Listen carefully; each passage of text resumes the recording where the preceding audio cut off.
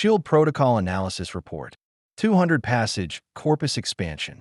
What you are about to hear represents one of the most comprehensive applications of the Shield Protocol version 2.0 methodology ever conducted.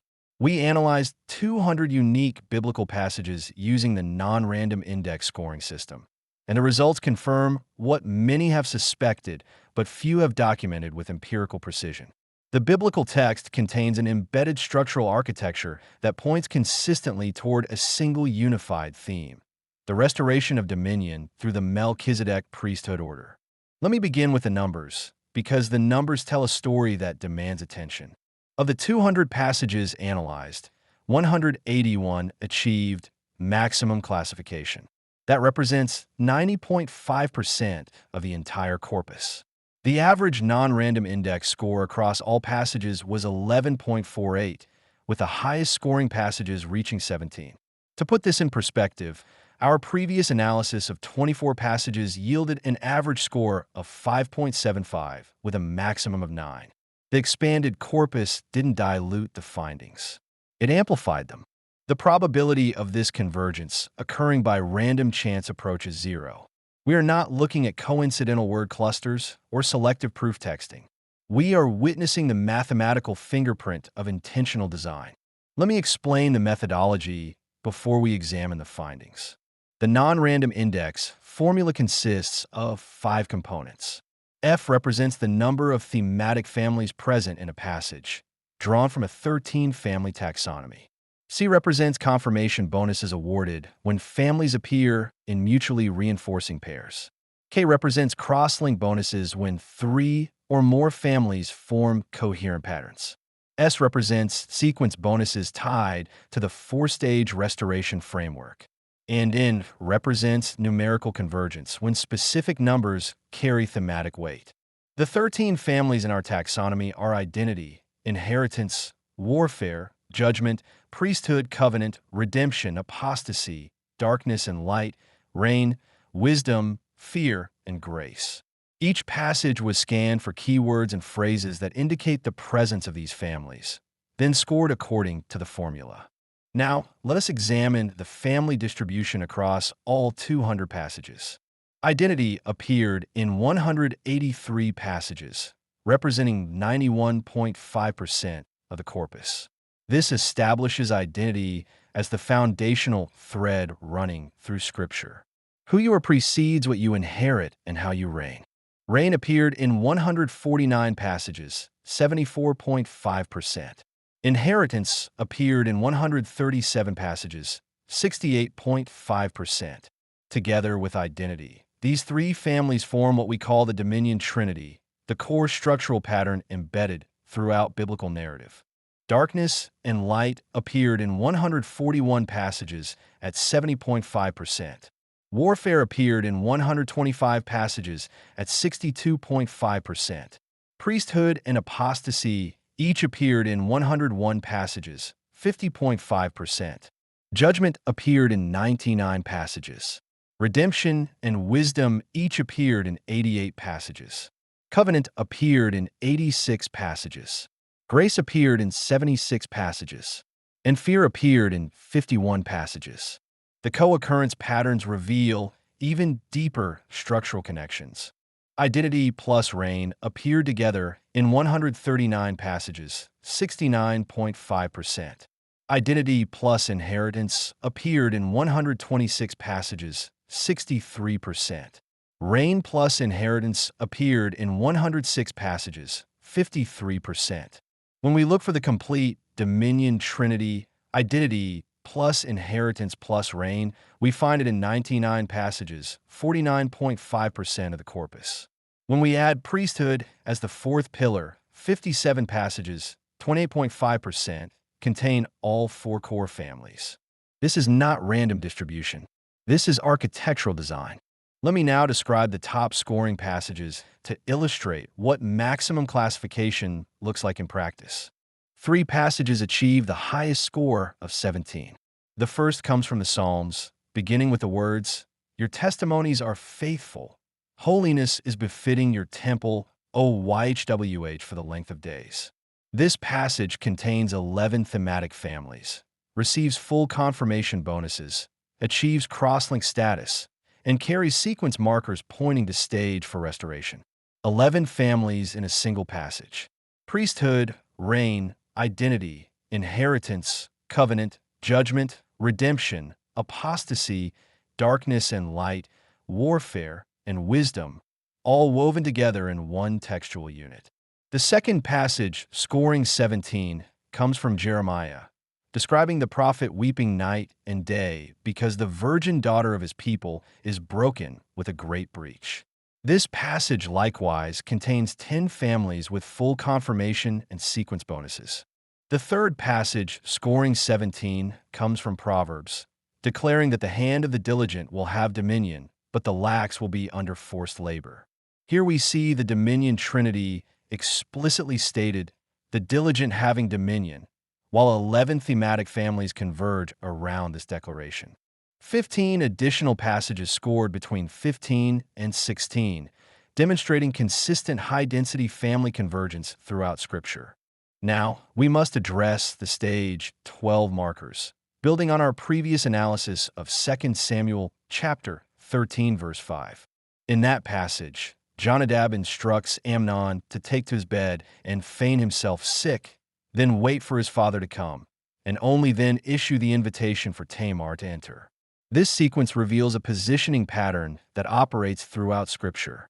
Stage 12 represents a concealment phase within Stage 1, characterized by 5 elements. First, apparent weakness. The instruction to feign sickness indicates strategic positioning masked as diminishment. Second, external trigger dependency. Action is not self-initiated, but waits for an outside party's arrival. Third, invitation readiness. The response to the trigger is pre-prepared, not improvised. Fourth, provision preparation. Resources and sustenance are staged before the encounter. Fifth, visual witness. There's an observation component that I may see built into the sequence. Across the 200 passages, 59 contain stage 12 markers. That represents 29.5% of the corpus. References to beds and positioning, language about waiting and preparation, invitations using the phrase "come to me," all appear consistently as indicators of this concealment and positioning phase. The celestial timing markers add another dimension to this analysis. 22 passages, 11% of the corpus, contain 2 or more celestial references. These include mentions of sun, moon, and stars, references to cosmos and heavens, language about order and season and appointed time, and critically, language about transgressing and altering established patterns. The Book of Enoch chapters 72 through 80 establish the baseline. Enoch 72 verse 1 declares that luminaries operate according to their dominion and their seasons. But Enoch chapter 80 describes a time when the moon shall alter her order and not appear at her time, when the sun shall shine more brightly than accords with the order, and when the chiefs of the stars shall transgress the order prescribed. This celestial feigning, this alteration of established luminary patterns, parallels the earthly positioning pattern of stage 12. When the heavens themselves appear to transgress their order, this signals the positioning window preceding major restoration events. Genesis chapter 1, appearing as snippet 18 in our corpus, contains 5 celestial markers: sun, moon, stars, season, and cosmos. This creation narrative establishes the original celestial order that Enochian passages describe as transgressing during end-time transitions. 11 passages contain explicit time of restoration language. The anchor text comes from Hebrews chapter 9, which declares that fleshly ordinances were imposed until the time of restoration, then immediately introduces Messiah as a high priest of good things to come, who entered once into the Holy of Holies having obtained an age-lasting ransom. This passage directly links priesthood through the high priest reference, covenant through the ordinances, and redemption through the age-lasting ransom, all under the explicit banner of the time of restoration. The stage for marker could not be clearer. Let me now synthesize these findings into a unified thesis. The biblical text embeds a consistent structural pattern pointing toward restoration of royal priestly identity and inheritance under covenant relationship. The Dominion trinity of identity, inheritance, and reign serves as the master key to this embedded architecture, with priesthood functioning as the fourth pillar that completes the Melchizedek pattern. This is not theological interpretation imposed from outside. This is empirical pattern recognition applied systematically under SHIELD protocol constraints. We use Bible and Enoch only. No external theological frameworks. No commentary traditions.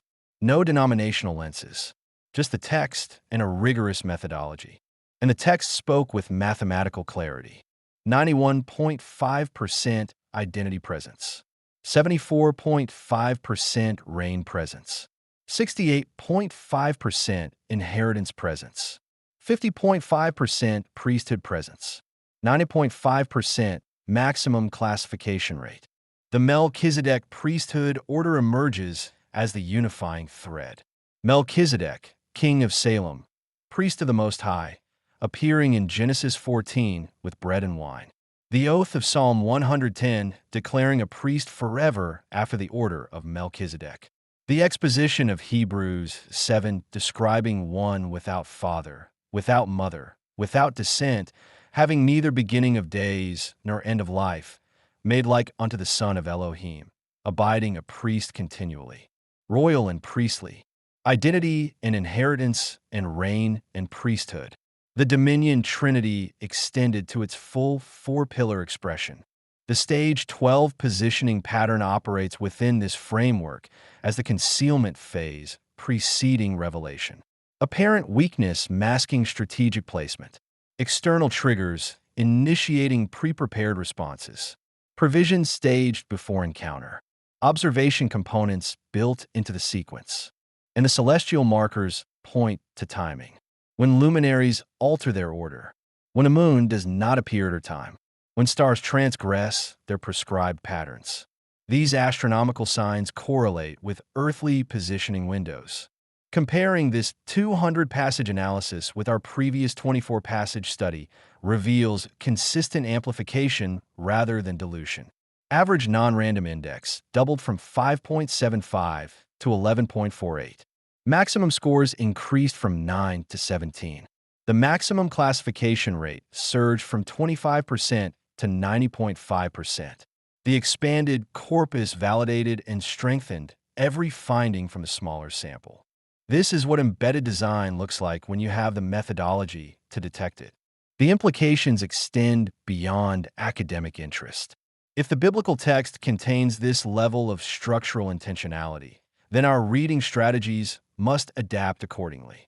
We are not dealing with a collection of loosely connected religious documents. We are engaging an architecturally unified revelation that rewards systematic analysis. The Dominion Trinity pattern, once recognized, appears everywhere. Adam given dominion in Genesis 1:26. Abraham promised land and descendants. Israel constituted as a kingdom of priests. David established on the throne. Messiah declared both king and priest after the order of Melchizedek. The saints destined to reign as kings and priests unto Elohim. Identity, inheritance, reign, priesthood, covenant. The same pattern, the same architecture, the same destination. And now, through the non-random index methodology applied under SHIELD protocol constraints, we have the empirical documentation to demonstrate what was always there, waiting to be recognized. This concludes the SHIELD protocol analysis report on the 200-passage corpus expansion. The files generated include the full master report, the complete CSV data with all scoring breakdowns, the insight summary, and the raw JSON results for further analysis. The text has spoken. The numbers confirm. The Dominion Trinity stands validated across 200 passages with 90.5% convergence. May this analysis serve the restoration it documents. End of report.